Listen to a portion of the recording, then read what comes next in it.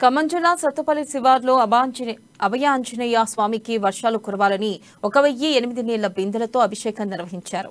ఇక తొలకరి ఇచ్చి ఎన్ని రోజులైనా వర్షాలు పడకపోవడంతో రైతుల ఆందోళనలో ఉన్నారు. ఈ సందర్భంగా రైతులు భక్తులు అభయాంజనేయ స్వామికి నీలాభిషేకం చేస్తే వర్షాలు కురుస్తాయని నమ్మకంతో బృహత్తకరమైన కార్యక్రమాన్ని చేపట్టారు. ఇక వర్షాలు కురవాలని స్వామివారిని వేడుకున్నారు. ఈ కార్యక్రమంలో భక్తులు అధిక సంఖ్యలో పాల్గొన్నారు.